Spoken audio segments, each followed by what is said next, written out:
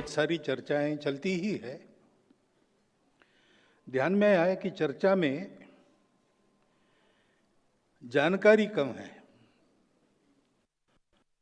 जो जानकारी है वो ऑथेंटिक नहीं है। इसलिए अपने तरफ से सत्य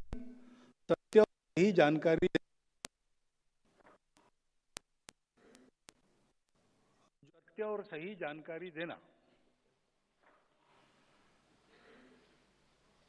जो भी संघ के बारे में चर्चा हो वो परसेप्शन के आधार पर न हो, फैक्ट्स के आधार पर हो।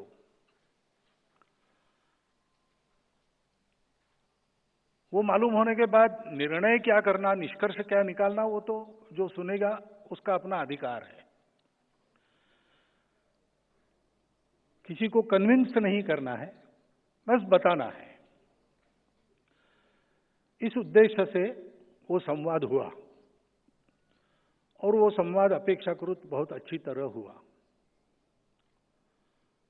संघ के बारे में सत्य जानने के बाद बहुत सी बातें जो मन में बिना कारण थी वो चली गई।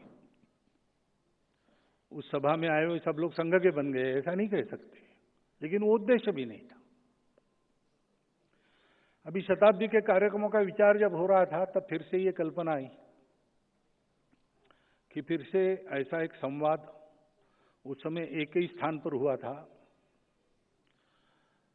देश में 4 स्थानों पर हो, ताकि अधिक लोग उसमें सहभागी हो सके, बाद में प्रश्न पूछ सके। लेकिन जो पहले बताया उस समय भी मीडिया ने बहुत अच्छी तरह उसको सारे देश में पहुंचाया था, तो वही सारी बातें फिर से बतानी है क्या? संघ एक विषय है तो संघ के बारे में हर साल नया बताने का कुछ नहीं रहता है। तो इस बार ये हुआ कि 100 वर्ष पूरे हो गए, आगे हम संघ के कार्य को कैसा देखते हैं, हमारे मन में क्या चल रहा है, ये भी रखा जाए।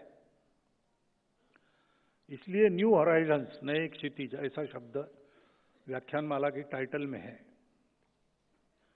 और दूसरा ये किया जाए कि 70-75% नए लोगों को बुलाया जाए।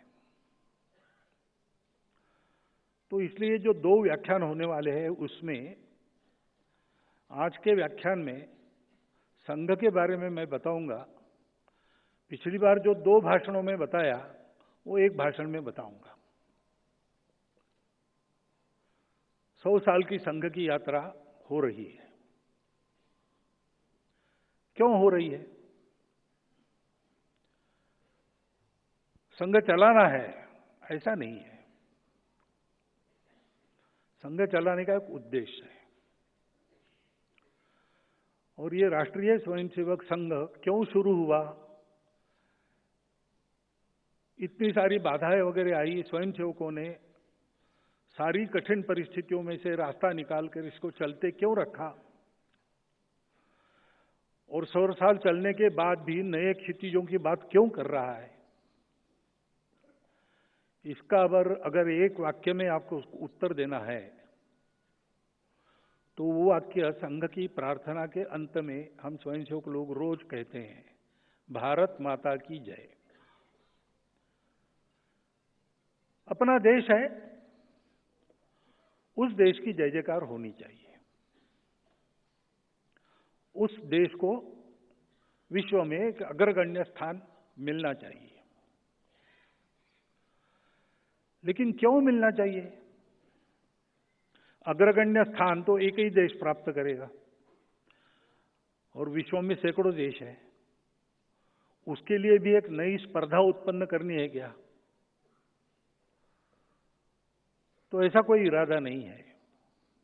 लेकिन उसके पीछे एक सत्य है। दुनिया में इतने देश है, क्यों है? विश्व बहुत पास आ गया है। अभी ग्लोबल बात होती है। विश्व पास आ गया है इसलिए ग्लोबल विचार करना ही पड़ता है। तो एक देश के बड़े होने का महत्व क्या है? तो यद्यपि सारे विश्व का जीवन एक है, मानवता एक है, फिर भी वो एक जैसी नहीं है। उसके अलग अलग रूप है, अलग अलग रंग है,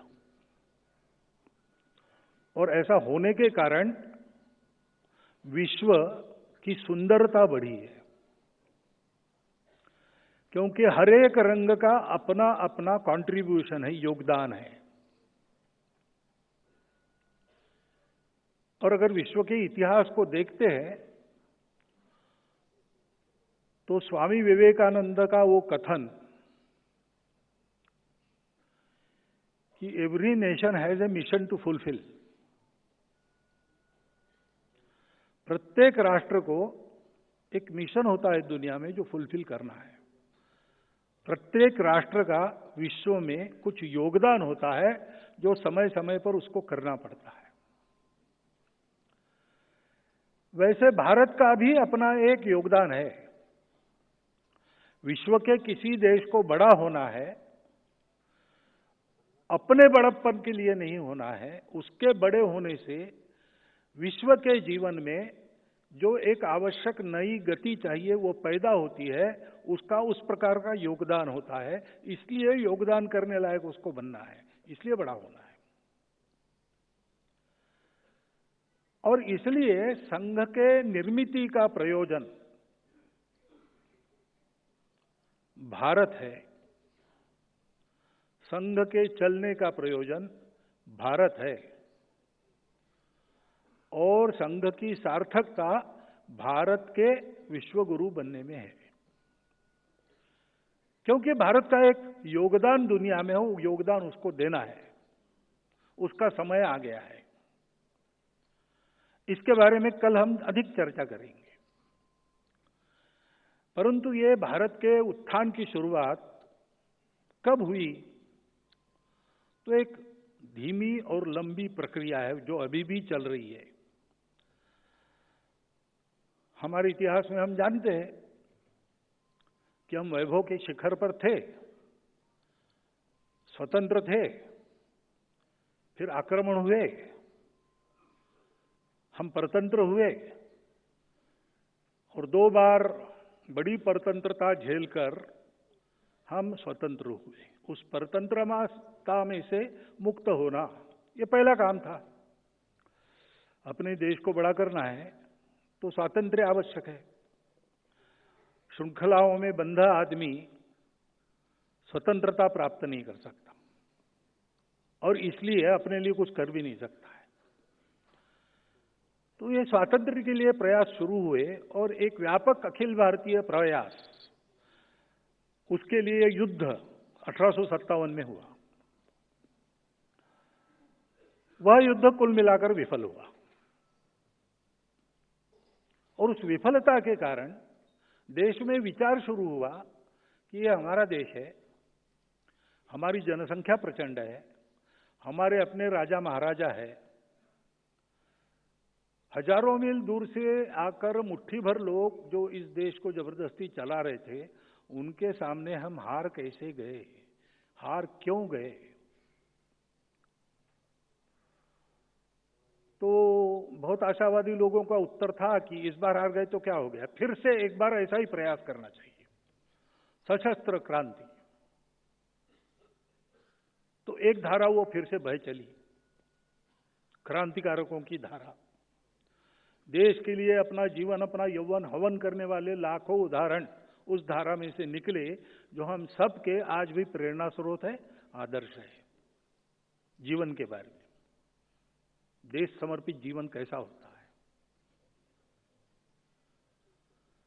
परंतु उस धारा का प्रयोजन समाप्त हो गया स्वतंत्रता मिलने के बाद, और इसलिए सावरकर जी उस धारा के एक दैदीप्यमान रत्न थे। उन्होंने स्वतंत्रता के बाद पूना में अपने उस क्रांतिकारक अभियान का समापन विधिवत कर दिया, सार्वजनिक कार्यक्रम करके। तो धारा अब नहीं है, उसकी आवश्यकता भी नहीं है, परंतु देश के लिए जीने मरने के लिए प्रेरणा स्रोत वो धारा बनी है।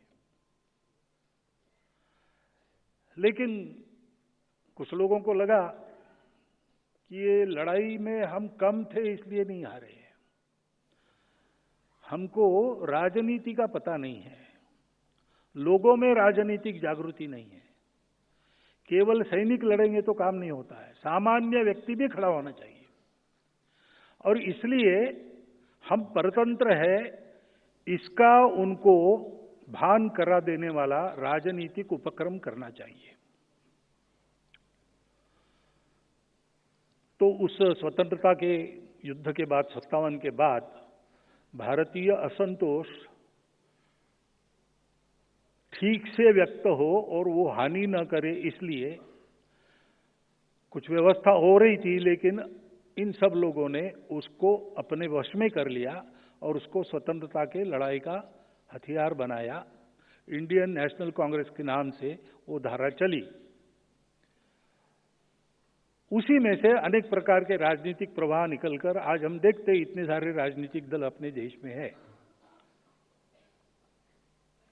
स्वतंत्रता के पहले स्वतंत्रता के लिए लोगों की राजनीतिक जागृति, ये लक्ष्य उनका था और वो अच्छी तरह से हो गई। सामान्य व्यक्ति भी, चरखा तो अपने देश का परंपरागत है, वो नई बात नहीं थी, लेकिन देश के लिए चरखा चलाना, ये बात सिखाई उस राजनीतिक आंदोलन ने। देश के लिए जीना मरना, हर काम में देश का विचार करना, ये वातावरण सारे देश में हो गया। फलस्वरूप स्वतंत्रता मिली। सशस्त्र संघर्ष भी चल रहा था, उनका भी बड़ा योगदान था। कुछ दुनिया की परिस्थिति भी थी। स्वतंत्रता प्राप्त होने के बाद उस धारा को जिस प्रकार जैसे प्रबोधन करना चाहिए उस प्रकार होता तो आज का दृश्य का कुछ अलग होता, लेकिन वैसा हुआ नहीं, ये हम सब लोग देख रहे हैं। दोषारोपण करने की बात नहीं, ये फैक्ट है। एक धारा थी, उन्होंने कहा कि ये सब होगा लेकिन अपने समाज में कुछ कमियां है, रूढ़ी कुरीतियों से ग्रस्त अपना समाज है, उसको आधुनिक शिक्षा का स्पर्श नहीं है, अंधविश्वासों से भरा है, उसको ठीक करना चाहिए। और इसलिए तरह तरह के सुधार आंदोलन अपने देश में हुए और कुछ आज भी चल रहे हैं। उनका परिणाम तो हुआ, प्रभाव तो हुआ, लेकिन सब कुछ ठीक नहीं हुआ। अभी भी ऐसे सुधार के उपक्रम, सुधार के अभियान, सुधार के आंदोलन करने पड़ते हैं। और एक धारा थी जिन्होंने कहा कि पहले अपने मूल पर चलो, फिर से हम उसको भूल गए हैं। स्वामी दयानंद सरस्वती, स्वामी विवेकानंद,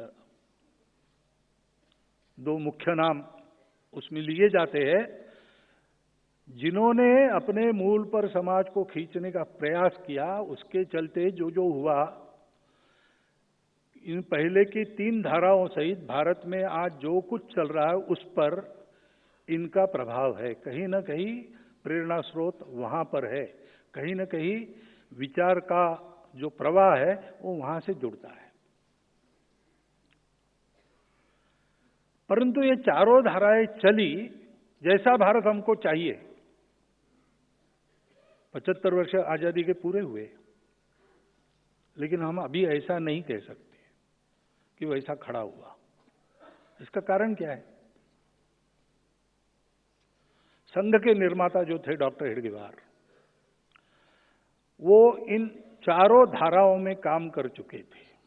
उनको हम जन्मजात देशभक्त कहते हैं, क्योंकि बचपन से ही ये चिंगारी उनके मन में थी कि देश के लिए जीना चाहिए, देश के लिए मरना चाहिए। स्वयं बचपन में ही अनाथ हो गए थे, दरिद्रता में आगे बढ़ना पड़ा, लेकिन देश के लिए चलने वाले कामों में भाग लेना उन्होंने कभी नहीं छोड़ा। और विद्यार्थी के नाते उनका जो कर्तव्य था अपनी पढ़ाई अच्छी तरह से पूर्ण करना, उसमें अपने विद्यालय में पहले 10 में आना, ये भी कभी उनका छूटा नहीं। वंदे मातरम आंदोलन 1905-6 में जो हुआ, उस समय उन्होंने नागपुर के सारे विद्यालयों में उस आंदोलन का संगठन किया, जब इंस्पेक्टर लोग स्कूल इंस्पेक्शन के लिए आते थे तो हर क्लास में उनका स्वागत वंदे मातरम से होता था। चिढ़कर उन्होंने सारे विद्यालय बंद कर दिए। कौन इसके पीछे पता लगाने का प्रयास किया। 4 महीने स्कूल बंद रहे, पता नहीं लगा। अंत में कॉम्प्रोमाइज हो गया जो अभिभावक गार्डियंस थे और सरकार में, कि एक नॉमिनल अपॉलॉजी हो जाए स्कूल में एंटर करते समय गेट पर, और शिक्षक खड़ा रहे वो पूछे गलत हुआ ना, माफी चाहते हो ना, तो मुंडी हिलाना, नॉमिनल अपॉलॉजी। स्कूल शुरू हुए, लेकिन 2 छात्र नागपुर के थे जिन्होंने ये भी करने का इनकार कर दिया कि भाई भारतवासी हम हैं, भारत माता हमारी, उसके स्वतंत्रता की बात को नकारना सपने में भी हम नहीं कर सकते। वो हमारा श्रद्धा स्थान है, वंदे मातरम कहना ये हमारा अधिकार है, और इसलिए हम सपने में भी उसको ना नहीं कर सकते, तो हम माफी कैसे मांगेंगे। तो स्वाभाविक वो दोनों रस्टिकेट हुए। उसमें एक डॉक्टर अग्रवाल थे जो बाद में डॉक्टर बने। फिर उस समय राष्ट्रीय विद्यालय चलते थे, उनमें जाके उन्होंने अपनी पढ़ाई पूरी करी। मैट्रिक में इस परिस्थिति में भी वो फर्स्ट क्लास में पास हुए। नागपुर के लीडर लोगों ने उनका ये स्पार्क देखकर, ये चिंगारी देखकर तय किया कि इनको कलकत्ता जाना चाहिए, मेडिकल पढ़ना चाहिए। मेडिकल की पढ़ाई का बहाना है, परंतु करना है वहां क्या, क्रांतिकारकों की कोऑर्डिनेशन कमेटी वहां है, अनुशीलन समिति, उससे संबंध स्थापित करना और क्रांति कार्य पश्चिम भारत में भी शुरू करना। तो उनकी योजना के अनुसार पास में पैसा न होते हुए भी चंदा करके जो थोड़ा जमा हुआ उसके आधार पर डॉक्टर साहब कलकत्ता गए। किसी लॉज में जगह नहीं थी तो अपने 2 मित्र एक कमरे में रहते थे, उनके बिस्तर के बीच की जगह में अपना बिस्तर लगाया और उन्होंने मेडिकल की पढ़ाई भी अच्छी तरह पूरी की, फर्स्ट क्लास में हो गए, और क्रांतिकारक समिति से संबंध भी स्थापित कर लिया। स्वर्गीय त्रैलोक्यनाथ जी चक्रवर्ती, स्वर्गीय रासबिहारी बसु, इनके लिखे पुस्तकों में उनका उल्लेख आता है। उनका कोड नेम कोकेन था। कोकेन चंद्र एक जीवित वास्तविक व्यक्ति थे जो चंद्रनगर में रहते थे, लेकिन उनके नाम से इनका वहां का चलता। सीआईडी को पता लगा तो कोकेन को अरेस्ट करने वो चंद्रनगर जाके उनको लेके आई दूसरे को। ऐसी कहानी भी है वहां। यह सब उन्होंने किया, लेकिन क्रांतिकारक आंदोलन भी बंद हो गया। अनेक लूपहोल्स के कारण, अनेक कमियों के कारण अंग्रेज सरकार ने उसको दबाने में यश प्राप्त किया। इनकी मेडिकल की पढ़ाई भी पूरी हो गई। 3000 रुपए मासिक की एक नौकरी बर्मा में उनके लिए तैयार थी। प्रिंसिपल ने कहा, इन्होंने कहा मैं नौकरी करने के लिए नहीं आया हूं, मैं तो अपने देश के लिए काम करने वाला हूं, और इसलिए नागपुर वापस आए। चाचा जी ने विवाह के बारे में पूछा, चाचा जी को पत्र लिखा कि इस जीवन में मुझे दूसरा कोई काम करना नहीं है, क्योंकि उन्होंने प्रतिज्ञा की थी अनुशीलन समिति में प्रवेश करने के पहले कि यह जन्म मेरा देश के लिए है, अपने सुख का विचार अगले जन्म में करेंगे। और इसलिए कांग्रेस का जो आंदोलन चल रहा था उसमें उन्होंने भाग लिया।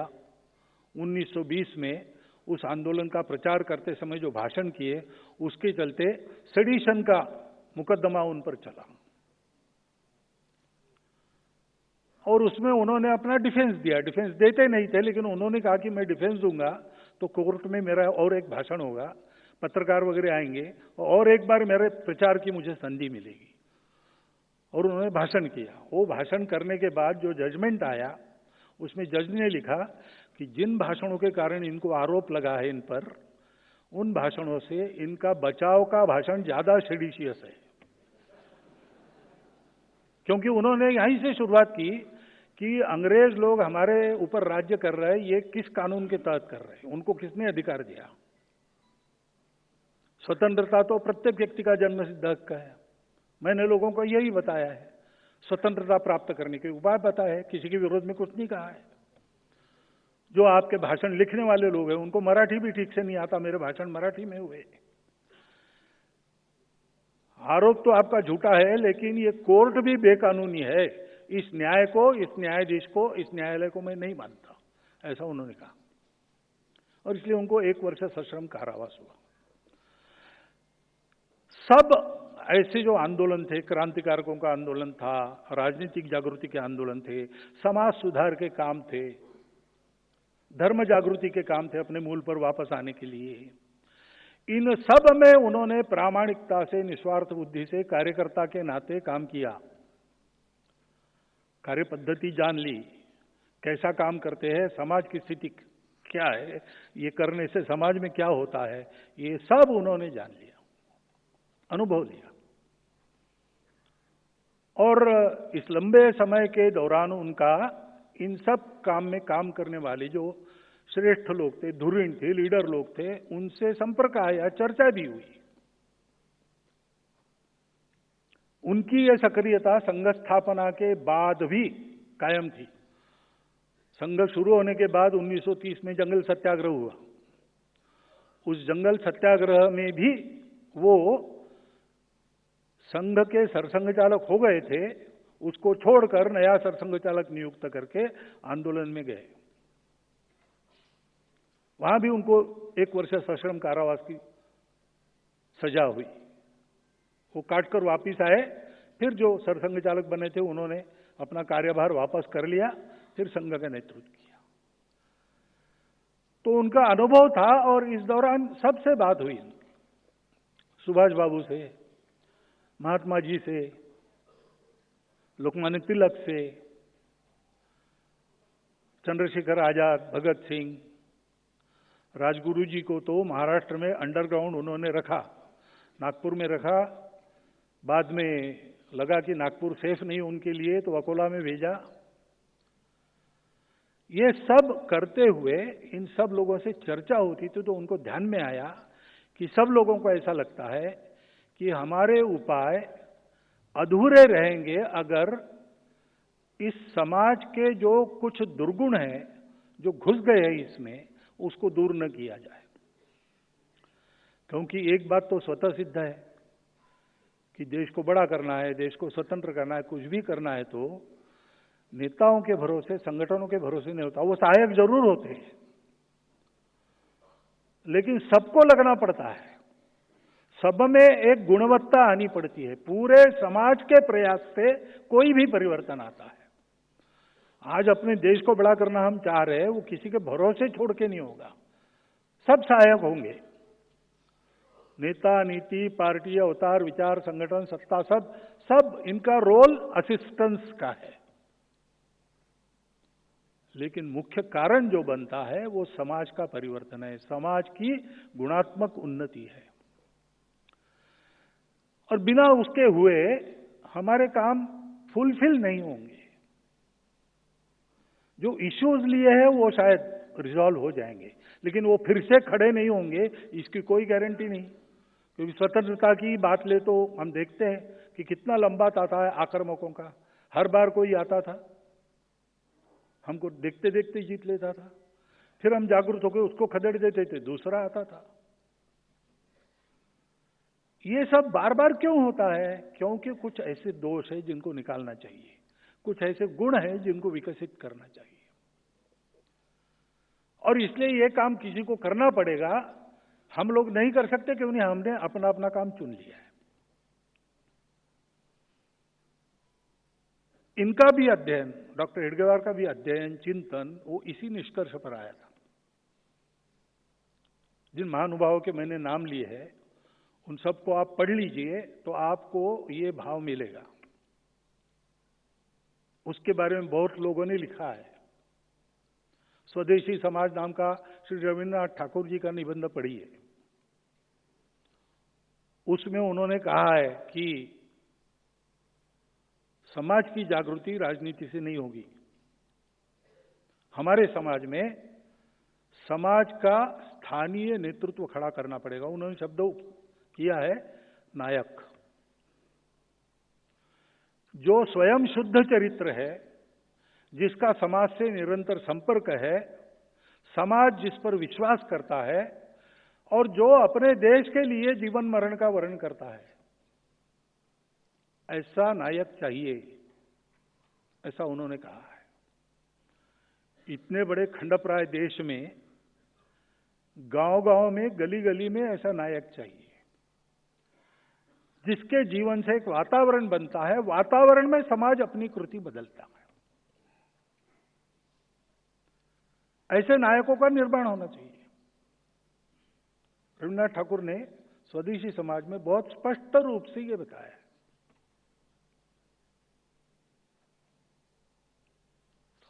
इन सब के बोलने में, लिखने में ये बात आई है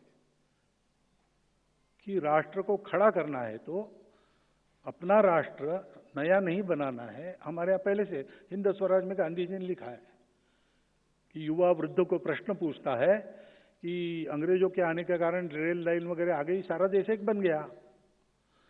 तो वृद्ध के रूप में वो गांधी जी उत्तर देते हैं हिंद स्वराज में कि ये भी बात तुमको अंग्रेजों ने ही सिखाई है। अंग्रेजों के आने के बहुत पहले हमारा देश एक था। तो हमारे देश का अस्तित्व ये बहुत प्राचीन है। परिस्थितियां बदलती है, उसमें परिस्थिति बदलती है, इसलिए वो एकत्व नहीं बदलता। स्वदेशी समाज में ही रविन्द्रनाथ जी ने लिखा है कि कोई नया व्यक्ति हम में आने से हम भारत के लोग डरते नहीं, क्योंकि सबके प्रति अपनेपन का हमारा स्वभाव है। इस देश में हिंदू, मुसलमान, बौद्ध आदि आदि आपस में संघर्ष नहीं करेंगे, इसी देश के लिए जिएंगे, इसी देश में मरेंगे। आपस में संघर्ष करते करते कोई एक हल वो इसका निकाल लेंगे और साथ में जिएंगे। आगे वो कहते हैं कि ये हल अहिंदू न होकर विशिष्ट रूप से हिंदू होगा, ये उन्होंने लिखा है। उस शब्द के बारे में क्या है बाद में बताता हूं मैं, परंतु ये विचार सब में था कि अपना देश प्राचीन समय से एक है, अपने समाज को उन्नत बनाना चाहिए, वो सदा के लिए संकट परंपरा का निवारण करने का एकमात्र उपाय है। लेकिन फुर्सत नहीं है, तो डॉक्टर हेडगेवार ने सोचा कि किसी को फुर्सत नहीं है तो मैं इसके प्रयोग करता हूं। ये बात उन्होंने त्रैलोक्यनाथ चक्रवर्ती जी को बहुत पहले 1911 से 14 वो कलकत्ता में रहे शायद, उस समय बताई थी। और नागपुर वापस आने के बाद मेडिकल की पढ़ाई पूरी करके आंदोलनों में भाग लेते लेते उन्होंने इसके कई प्रकार के प्रयोग किए कि ये कैसे हो सकता है, संपूर्ण देश को जोड़ा कैसे जा सकता है, संपूर्ण देश को बड़ा कैसे किया जा सकता है, देश के व्यक्ति में गुणवत्ता का निर्माण कैसे किया जाता है।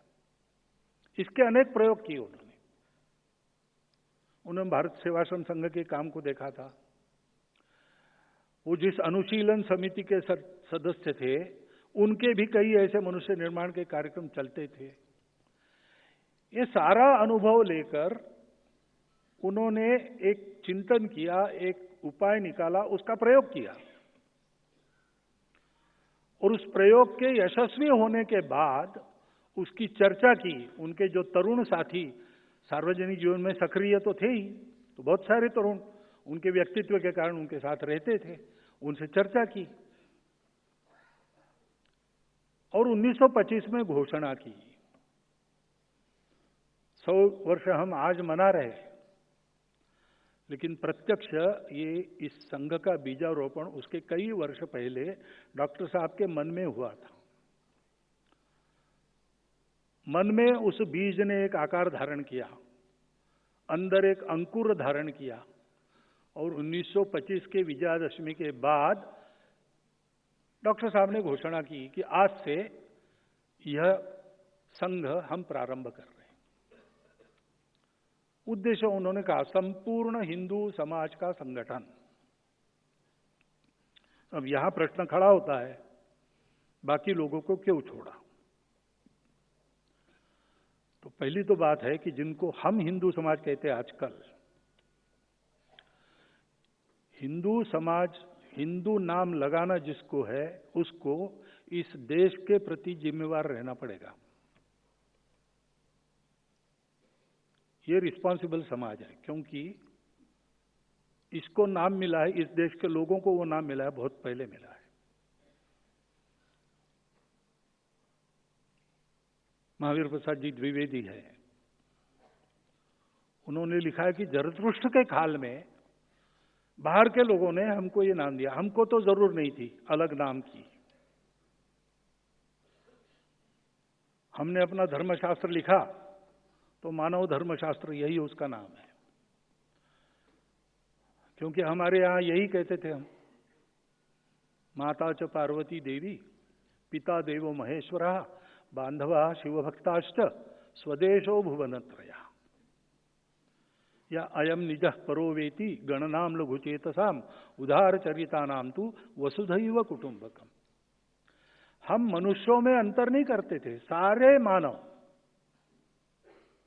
विचार तो हमारा ऐसा था कि व्यक्ति, मानवता, सृष्टि, ये सब परमात्मा के कारण जुड़ी है, एक दूसरे से संबंधित है।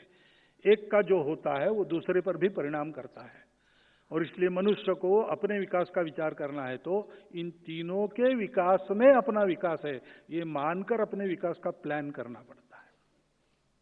ये इस देश का स्वभाव है। तो हमको अलग नाम की जरूरत नहीं थी। लेकिन जरतुष्ट्र वहां गए, उनको पूछा गया कौन हो, तो उन्होंने कहा कि हमारे पूर्वज किर्गिस्तान में भारत से गए थे, सिंधु नदी के उस पार से गए थे। अब उस समय ईरान के लोग सिंधु नदी के उस पार वालों को हनत कहते थे, उसका हनदू हो गया, हिंदू हो गया। ये एक कथा है। दूसरी कथा है कि ऐसा कहने के बाद ईरान के लोगों ने इस्राएल के लोगों के पूछने पर यहूदियों को कहा कि हमारा एक हिंदू गुरु है, और वो बात घूमते घूमते अपने पश्चिम किनारे पर व्यापार के जरिए आ गई। व्यापारियों ने पकड़ा वो शब्द, लेकिन ठीक है, उनको इस शब्द से क्या करना है, सौदा पटने से काम है, व्यापार चलता रहा। इंटेलेक्चुअल लोगों के पास वो आ गया, तब अपने पुराणों में आ गया, तम देव निर्मितम देशम हिंदुस्थानम प्रचक्षते। लोक भाषा में आने को बहुत समय लगा, और लोक भाषा में जो शब्द आते हैं वो संतों की पकड़ में आते हैं। इसलिए गुरु नानक देव जी के वाणी में पहले ये मिलता है, हिंदुस्तान खसमाना किया, तुर्कस्तान खसमाना, खुरासान खसमाना किया, हिंदुस्तान डराया। वो उन्होंने वर्णन किया है बाबर के अत्याचारों का, और कहा है कि न हिंदू महिलाओं का शील बचा, न मुस्लिम महिलाओं की असमत बची। अब ये सोचते तो ध्यान में बात आती कि उन्होंने दो क्यों शब्द उपयोग किए, क्योंकि जैसे उस समय मुसलमान थे हमारे देश में, हमारे देश के कन्वर्टेड मुसलमान थे, लेकिन दूसरी तरफ मुसलमान क्यों कहा होगा, तो स्वाभाविक है, अल्लाह को मानते हैं, कुरान को मानते हैं, पैगंबर साहब को मानते हैं, वही होते हैं मुसलमान। तो हिंदू कहने से कोई मान्यता नहीं है, एक ईश्वर को मानने वाला हिंदू नहीं है। नहीं, ईश्वर के अनेक रूप है हिंदू में, 33 करोड़ है ऐसा कहते हैं, और एक ग्रंथ नहीं है, न कोई एक गुरु है। तो अनेक थे उस समय, बौद्ध थे, जैन थे, शैव थे, शाक्त थे, अनेक प्रकार के पंथ संप्रदाय, रिलीजन्स अनेक थे। लेकिन एक स्वभाव था जो इन सबको जोड़ता था, वो स्वभाव ये था कि इन सबको स्वीकार करते थे। विश्व में जितने तरीके हैं पूजा के, वो सब एक ही जगह पहुंचेंगे, कोई तरीका गलत नहीं है। हाँ, ये हो सकता है कहीं देर से पहुंचेंगे, कहीं जल्दी पहुंचेंगे, कोई तरीका बड़ा सरल है, कोई तरीका बड़ा जटिल है। रुचि नाम वैचित्र्यात रुजु कुटिल नाना पथयुताम। मनुष्य अलग अलग होते हैं, बुद्धि अलग अलग होती है, रुचि अलग अलग होती है। रुचि के वैचित्र्य के कारण रुजु कुटिल अनेक प्रकार के रास्ते होते हैं। आप यहाँ इस सभागृह में आने के लिए कहाँ से चले, एक ही रास्ता थोड़ी था। जहां से चले वैसा रास्ता था, और कोई रास्ता ठीक भी था, कोई रास्ता खराब भी था। रास्ता खराब है इसलिए आप घूम कर भी आए होंगे, रास्ता खराब है तो भी समय पर पहुंचेंगे इसलिए उसी खराब रास्ते से भी आए होंगे। ये अपना अपना मन है। ऐसे अनेक पथ है, रुचि नाम वैचित्र्यात रुजु कुटिल नाना पथयुताम नृणाम, नृणाम यानी आदमियों का एको गम्या, एक ही जगह जाना है सबको। भगवान को कहते त्वम असि, तुम ही हो जो सबके गंतव्य हो। नृणाम एको गम्यस्त्वम असि, कैसे? पयसाम अर्णव एव। विश्व में कहीं भी पृथ्वी पर वर्षा होती है तो अंत में सागर में जाती है। ये श्रद्धा रखने वाले सबको उन्होंने एक नाम दिया, हिंदू। तो हिंदू यानी क्या? इसमें जो विश्वास करता है, अपने अपने रास्ते से चलो भाई, अपना जो रास्ता मिला है स्वाभाविक रूप से उस पर श्रद्धा रखो, बदलो मत, दूसरों को बदलो मत। इस पर श्रद्धा रखो, दूसरों की भी श्रद्धा है, उसका पूर्ण सम्मान करो, उसका स्वीकार करो, उसका अपमान कभी मत करो। और रास्तों को लेकर झगड़ा मत करो, आपस में मिलजुल कर चलो। ये परंपरा जिनकी है, ये संस्कृति जिनकी है, वो हिंदू है। और ये परंपरा संस्कृति ऐसी क्यों बनी? इसका कारण भारतवर्ष है। भारत का भूगोल ऐसा था कि हम प्रोटेक्टेड थे चारों तरफ से। पहले आक्रमक आते ही नहीं थे, कौन आएगा? सागर लांघकर कौन आएगा? वो जहाज नहीं थे, इतनी बर्फीली चोटियां लांघकर कौन आएगा? पूरा सैन्य लेकर तो नहीं आ सकता, इसलिए हम सुरक्षित थे। और अंदर भरपूर था, जनसंख्या भी इतनी नहीं थी जितनी आज है। और इसलिए सब लोग इस वृत्ति के बने कि भाई मिलजुल कर रहो, फालतू झगड़ा क्यों करते हो? दुनिया को शायद परिस्थिति मिली होगी स्ट्रगल फॉर एग्जिस्टेंस और सर्वाइवल ऑफ द फिटेस्ट इसकी, लेकिन हमारे प्राचीन समय में भारत में ये स्थिति नहीं थी। There was no struggle, it was abundant for everybody. और जो परंपरा थी उसमें संयम था, इसलिए देयर वॉज अबंडेंस। तो झगड़ा क्यों करना है? क्यों नहीं करना है? क्यों जीना है ना, तो मिलजुल कर जी सकते हैं, झगड़ा कौन करेगा? और इसलिए हमको फुर्सत भी मिली, हमको सुरक्षा भी मिली, हमको समृद्धि भी मिली। तो हमने जो एक ह्यूमन सर्च सारी दुनिया में चलता है, और दुनिया बाहर का देखकर रुक गई, जो दिखता है उसके आगे कुछ नहीं है, माइक्रोस्कोप लगाओ तो ज्यादा दिखता है, उसके परे कुछ नहीं है, ऐसा सोच के दुनिया रुक गई। हम वहां रुके नहीं, हमने दृष्टि को अंदर कर लिया और अपने अंदर की सत्य को खोजा हमने,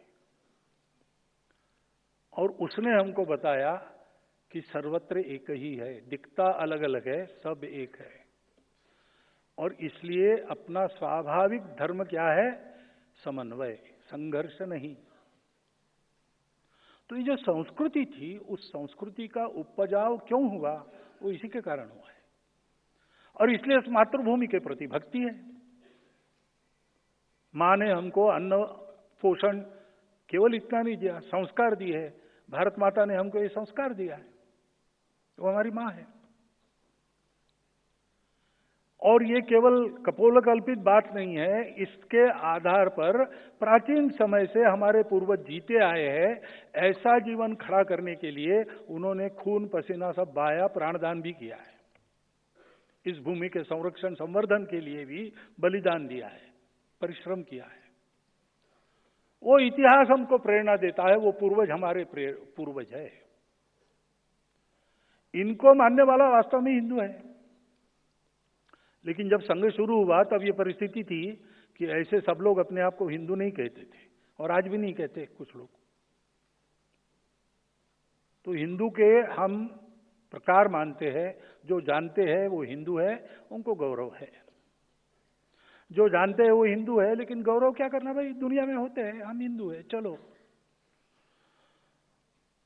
और जो जानते हैं लेकिन किसी कारण नहीं कहते,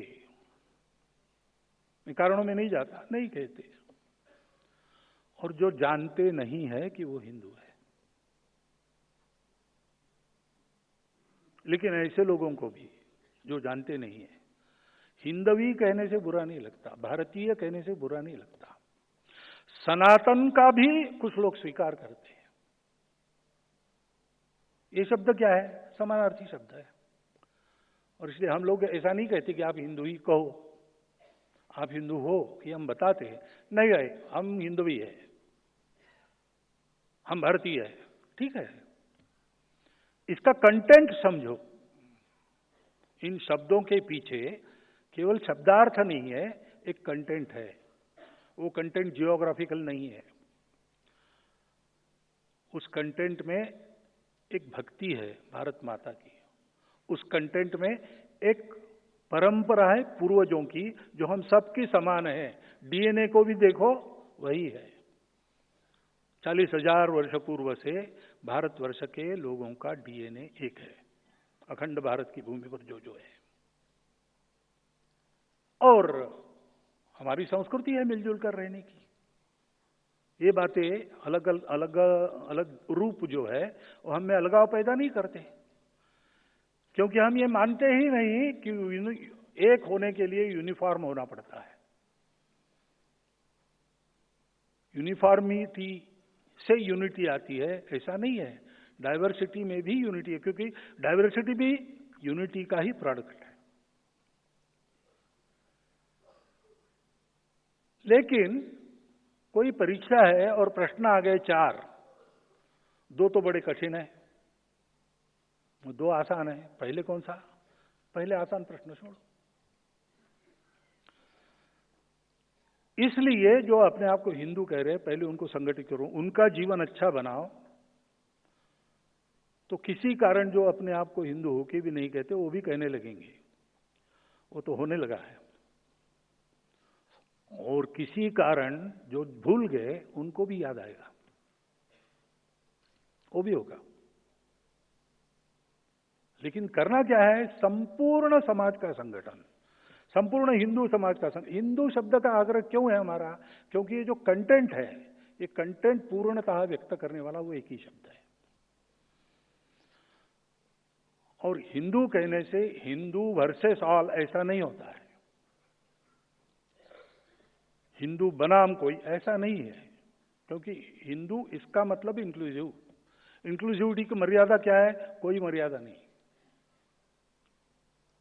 जब आगे एक व्यक्ति नहीं, पूरा परिवार, पूरा परिवार नहीं, पूरा गांव, गांव नहीं भैया जनपद, जनपद नहीं भैया प्रांत, प्रांत नहीं देश, देश नहीं विश्व, मानवता नहीं केवल सृष्टि भी, अनंत के साथ एक हो जाओ। वहां जो पहुंचा उसको सर्वश्रेष्ठ मानने वाला अपना समाज है।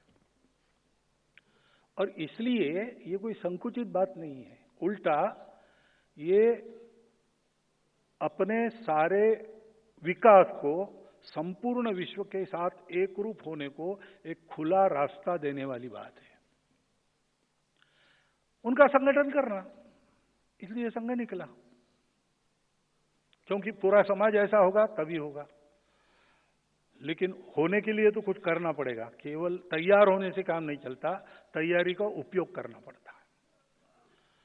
तो ये विचार किया गया कि तैयारी जो करनी है उसके 2 भाग है, एक तो मनुष्य को तैयार करना, दूसरा मनुष्यों ने काम करना।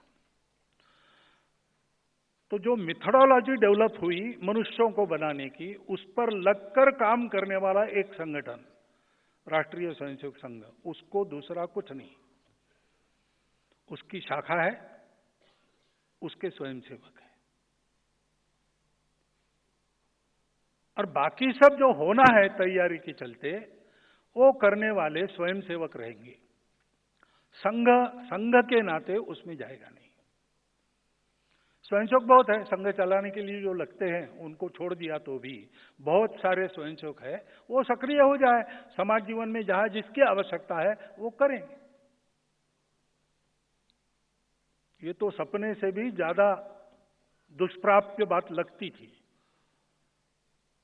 स्वयंसेवक भी पूछते थे कैसे होगा, डॉक्टर साहब कहते थे होगा, संघ कुछ नहीं करेगा, सब कुछ होगा,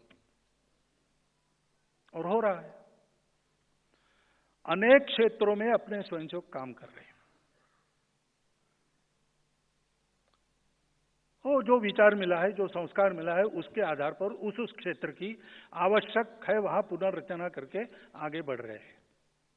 भारतीय मजदूर संघ में स्वयंसेवक काम करने के लिए गए, उन्होंने पूरी दुनिया के लिए लेबर फील्ड का एक नया दर्शन दिया है। हर जगह वहां के परिवेश में सकारात्मक सुधार और अपने देश के स्वत्व के आधार पर वहां की पुनर्रचना।